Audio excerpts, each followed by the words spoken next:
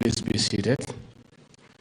The Chief of Staff in my office,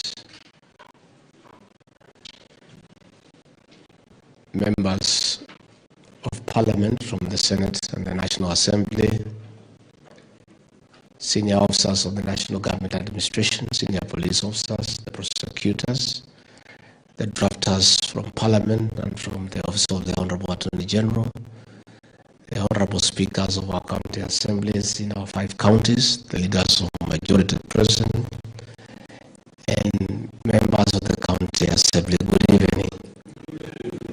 God is good. Another time. It gives me pleasure this evening to have this engagement with you as our leaders for the sake of our country and in protecting the next generation, our young people. The background to this meeting is that our country is facing unprecedented times in terms of the young population and the most productive group of our society.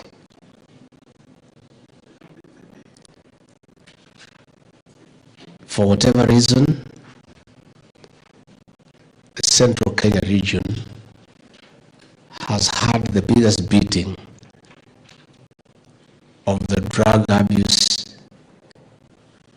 and proliferation of illicit brews in the country. From the statistics given by NACADA, the Central Kenya region, or rather the former Central Province, is leading in terms of alcoholism and drug abuse. The President did instruct me about 3 weeks ago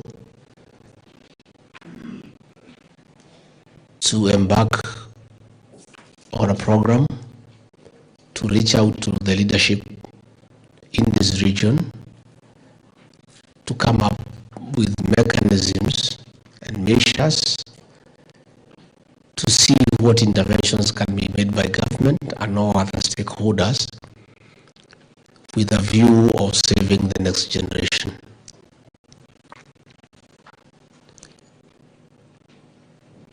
This decision was not because other parts of the country are not important, far from it.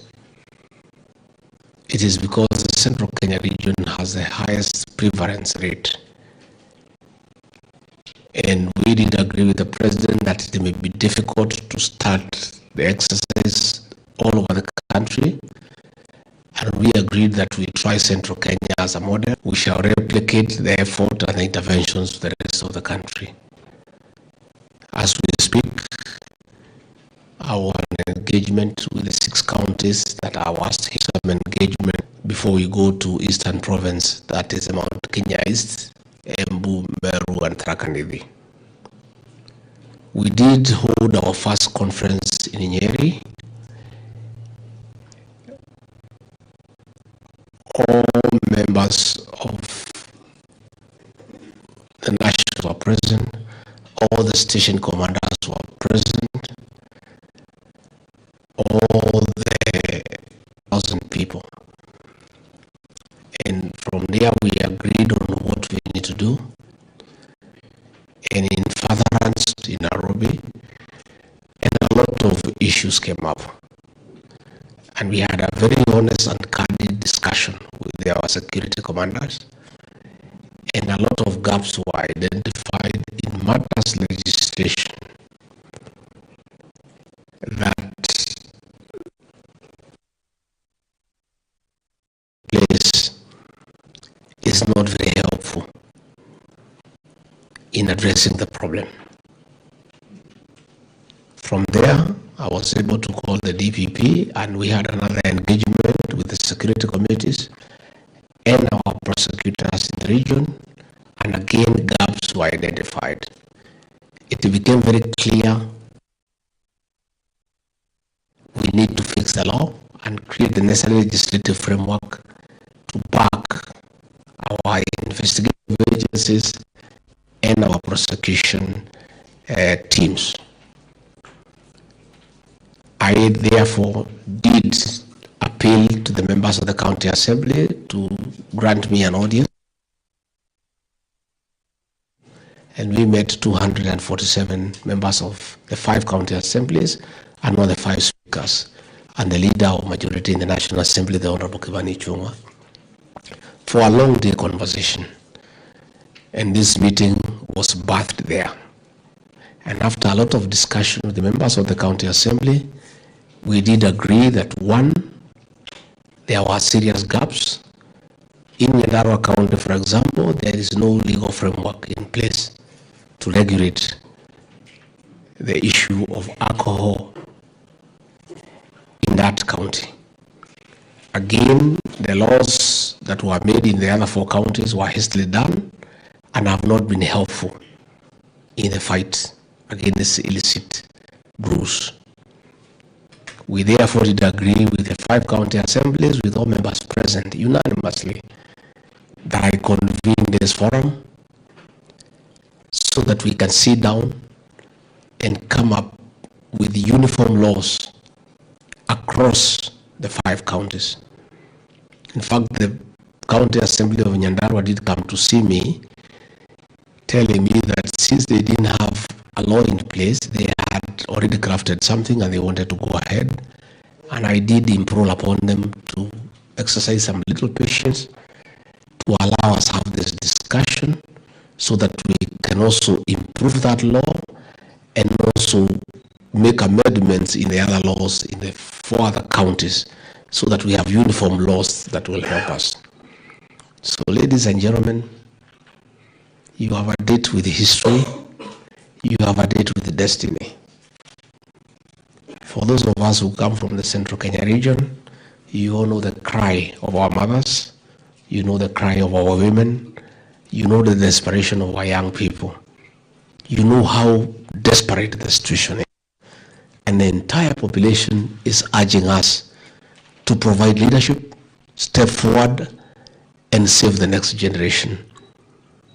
Leadership is about interventions. Leadership is about showing the way. You cannot be a leader who keeps on lamenting and you cannot offer a solution. We cannot accept a situation where our mothers are crying, the women are crying, and we as leaders have no solution. You have no business being in leadership if you cannot be bold enough to take a step and offer a solution. So for the men and women in this room today, history will judge you very favorably if from this sitting for the next 3 days, you come up with laws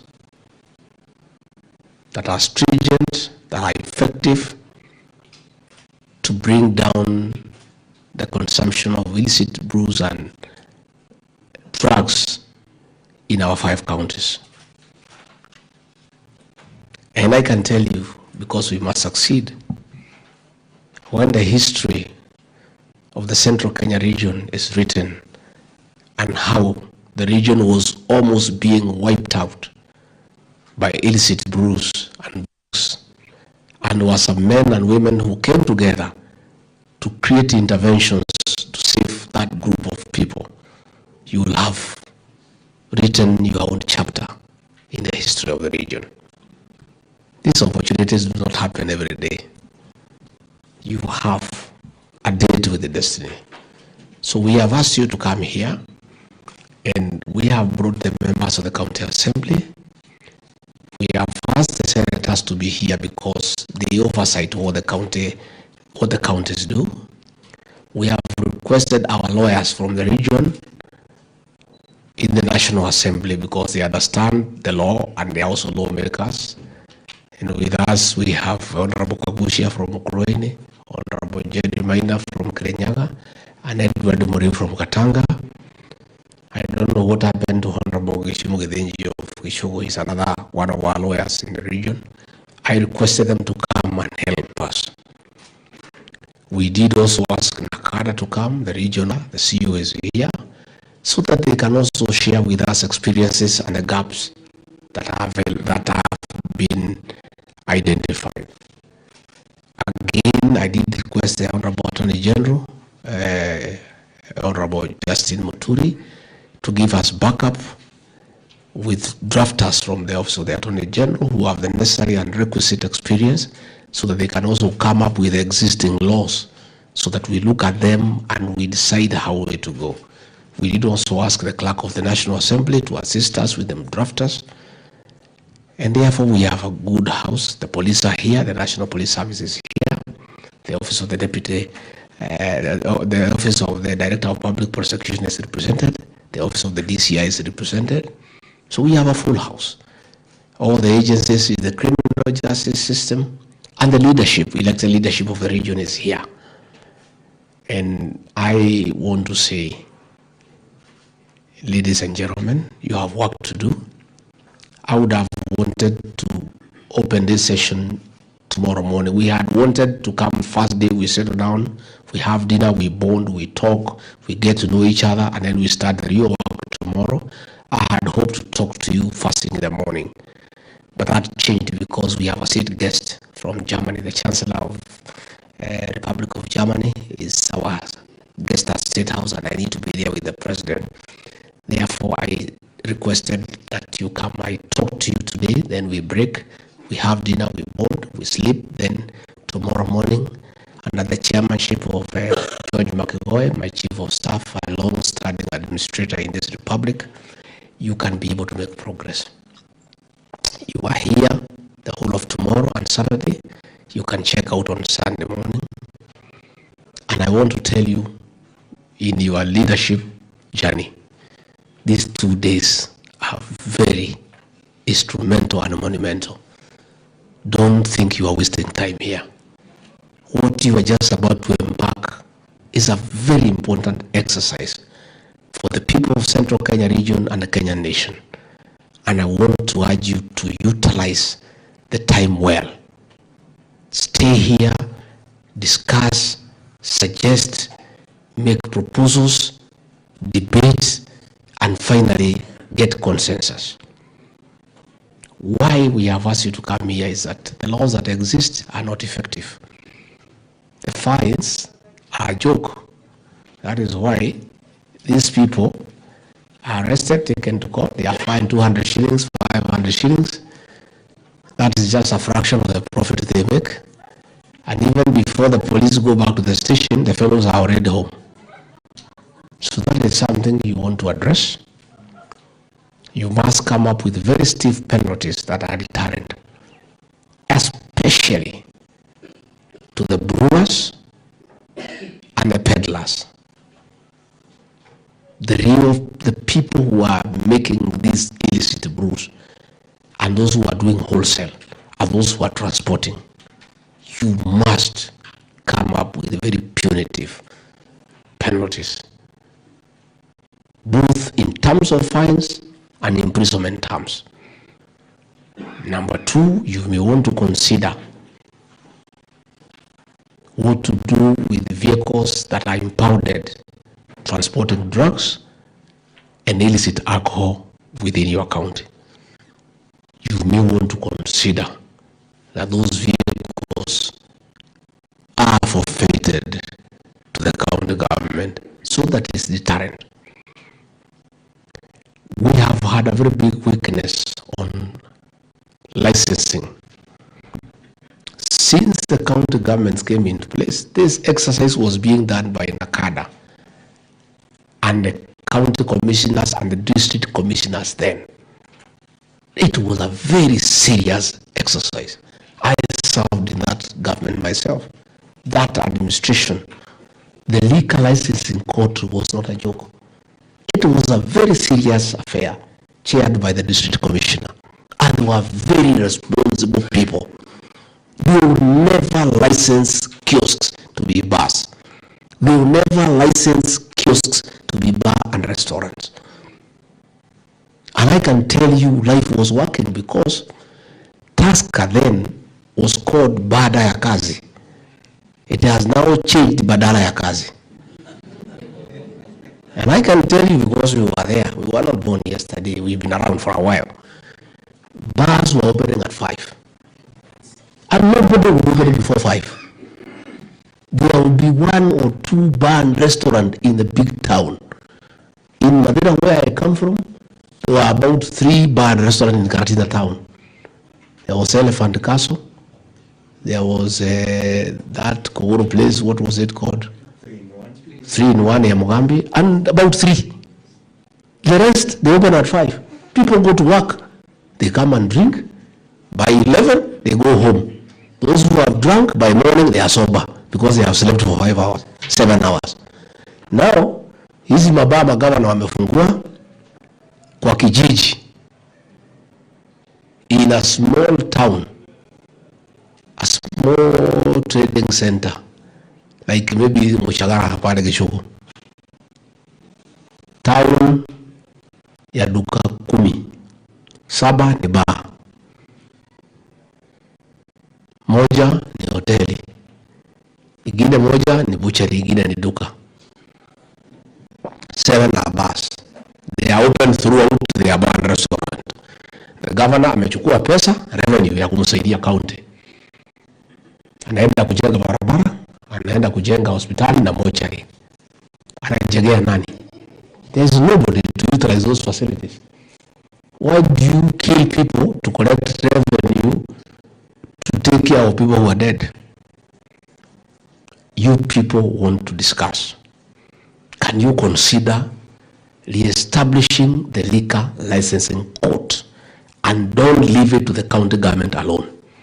Bring in the county commissioner, bring in the county police commander, bring in the people from the DCI, bring in NACADA, bring in church people. By law, don't leave it to the governor. By law, bring in men and women of integrity in the liquor licensing court. Then don't allow the nonsense that is going on, that licenses are issued throughout the year. It has never happened. Licenses were issued once a year. Once. And it was a serious affair. People are given 2 or 3 weeks to apply. Vetting takes another 2 weeks. The licenses are issued, and there was a mechanism for appeal. Chapter closed. Those licenses, they work for the whole year. We must go back to that, because that is a problem we are having. In some counties, just getting the receipt to apply to be considered is a license. That is what is happening in Kiambu. And since the county wants revenue, as long as you can afford what is being required, you just pay, you start. Receipts cannot be a license. A receipt is an application for consideration. So you people must come out with a law that clearly spells out the mechanism of issuing a license. And that liquor licensing court, it must be vetted by the county assemblies. Watch our end vetting. So that we have men and women of integrity. Again, you must create a mechanism of impeaching them. And you must lower the threshold. Let it not be 2/3. Equal 50 plus 1, simple majority. So that if people become rogue, the assembly can remove them. And I don't think there is any assembly in Kenya will allow a rogue liquor licensing code, because MCAs are elected people. And they know what our women are saying. They know what our people are saying. I believe the county assembly, given the power to vet and approve members of the liquor licensing code, they will give us a good team. That I have no doubt. Because these are elected leaders. But let us bring in all the security agencies in that court. Let us bring in public health. Let us bring NACADA. Let us bring administration. Let us bring police and other people of integrity, and you point out those people. Let's have people, the religious leaders, Nini. You define a good court. It can be big, but make it very powerful. make it very powerful. Again, you want to consider looking at distances and population. How many bars do you allow within 5 square kilometers? You want to consider. This thing of having every building is a bar, it's not, surely, it cannot work. So that's something you need to look at. You need to look at the wines and spirits. Those are the most notorious. You want to ask yourself, why do you want wines and spirits that are selling intoxicating products? You want to allow them to operate throughout. Why don't you regulate them? Why don't they open for a few hours after work? Why do you want them to sell from morning? Because these are the people selling people sachets. They are the ones who are selling this to our school children. And you must also come up with a very heavy penalty for anybody caught selling alcohol and those things to school-going children and minors. Very heavy penalty. So that ukiamua kuuzia mtoto wa shule, you know what it means. It must be very heavy.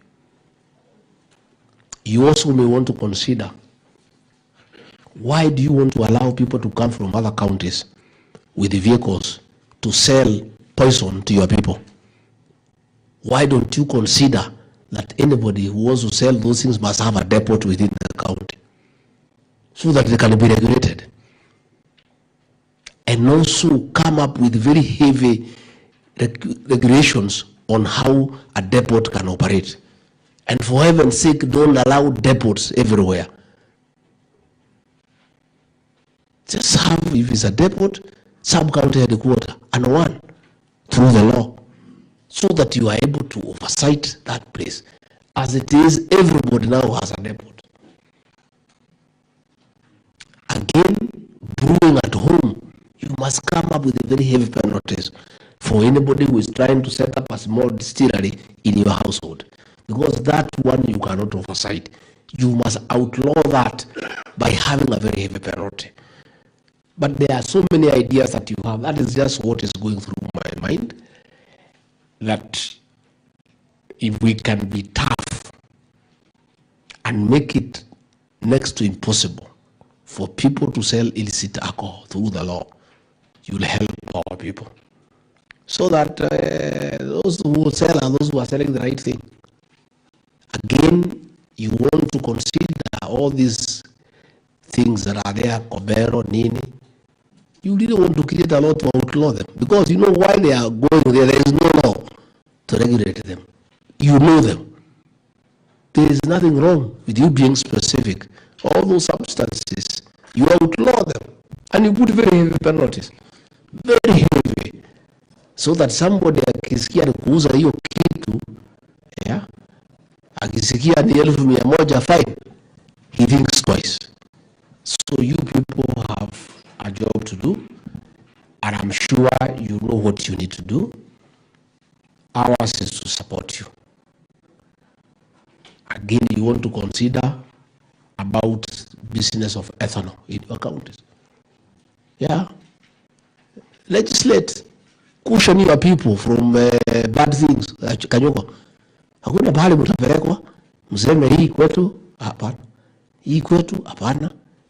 But again, we said, let's have a uniform law in the 5 counties so that mtu asitoroke Kiambu akuja kuuza kitu yake Murang'a.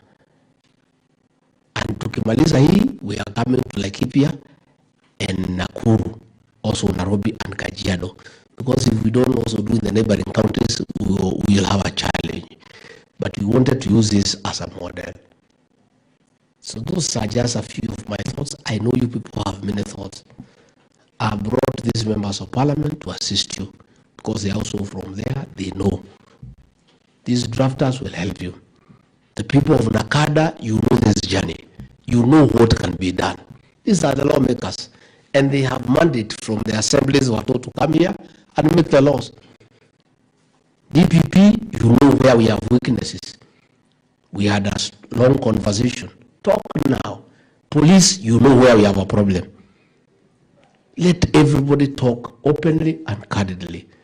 But let us, all of us, consider this as a privilege, that you are privileged to be in a position to change destiny in this region by doing the right thing, by creating laws to help mankind. I know there is a discussion about, these boys, if they don't drink, they need something else to do. That is true. But that does not mean because they have nothing to do, they cure themselves. We are making reforms in the coffee sector, in tea, in milk, to prepare for these boys. As it is today, even if we reform coffee, there will be nobody in the farms. I have many roads I was doing as a member of parliament. We could not get young men to work on the roads. It's women who are spreading maram. The men are not available. So the issue that they are drinking, they have nothing to do, is also not true. It's not true. I have seen many projects lacking workers. The people available for work in the central Kenya region are women and young girls and old men. The young boys are not available. And the reason, there is cheap, available alcohol. Let us make it impossible to have cheap, available alcohol. Let these boys go and work if they want to take Staska, which is 200 shillings. Aende afanye kazi, alipwe 400, akunywe 2, iishe bila chakula. Nobody will agree. But now hii pombe ya 30 shillings and 40 shillings is a problem. Much as we are saying that we need to create alternative things for these boys, as a government, as a society, we have allowed poison in the shops at an affordable rate. I'm so happy that since we started this exercise in Central Kenya region, Sokoto of Bangi that was going at 100 shillings now is going at 400. We are making progress. That is good progress. It's becoming unaffordable. And that is the right thing. Because the police are so heavy on Bangi. So wale wenye kuuza, the risk is so high, wanaongeza pesa. When they sell at 400, people who are affording at 100 stop smoking. Because it's not available. So let us not make cheap drinks on the shelves. And these wines and spirit, you guys must come up with a solution. You must deal with them. Why should we have a wine and spirit shop in Yakanja Shopping Center? For heaven's sake. Who takes wine in there, in that thing? Wine and spirit was a very coveted drink. It was for the bourgeois and the rich and the wealthy. I remember myself when I was young in high school and going to university in Karatina near the market there was only 2 shops for wine and spirit. We used to go there and buy sherry. And it was for the privileged people. It was not a drink for everybody. Wine and spirit.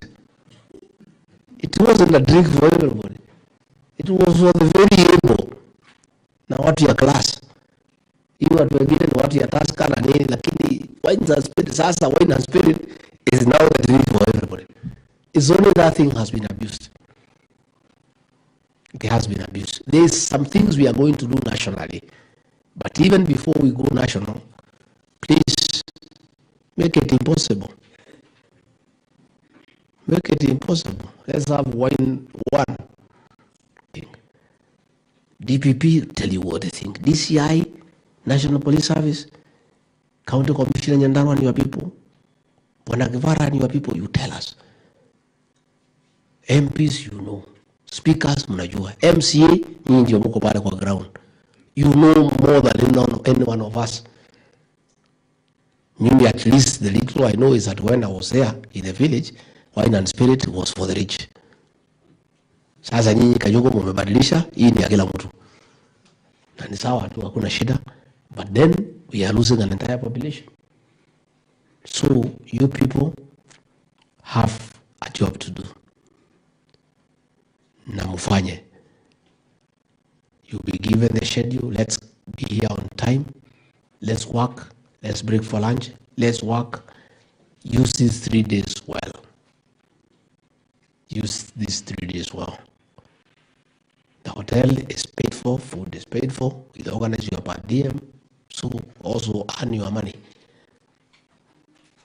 Sidia mudhani wa kuruka? Yeah. Tufanye kazi.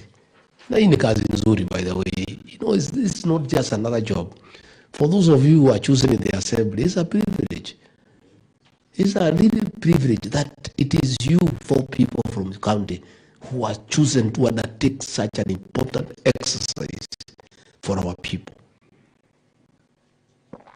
Be proud of this moment and make maximum use of it.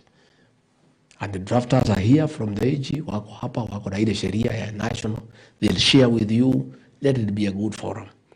And I am sure by the time you leave here on Sunday morning, you have a legislative proposal. Na tulikubaliana na assemblies itakibia kama risasi. Si tulikubaliana? Yeah, you had the public participation. How many days? Yeah, 7. Yeah. And I don't mind. Is a public participation. I can do 1-1-1. I can hope to kuja just to drum up support. I can come na to publicize nitakuja. Tusikie. Wananchi waseme, tuambie tumepitisha hii. Na utaona mkitengeneza sheria mzuri, you people will be heroes. For you MCAs, hii ndio jenu ya kurudi. I'm telling you. Hii pombe pahali imefika. Pahali imefika. Mimi kwanza sasa hii vita mimi napigana naye. Kura ya mama yote niko nayo 100%. True or false? Yeah. Vijana wananipiga kidogo but watatulia, wakiwacha pombe, waanze kufanya kazi, wataelewa. Na unajua uchaguzi uko mbali. Watakuwa wamesahau, so hakuna shida. so please, for UMCAs, let me tell you, this assembly of yours, if you make good laws and we stop this nonsense, society will reward you.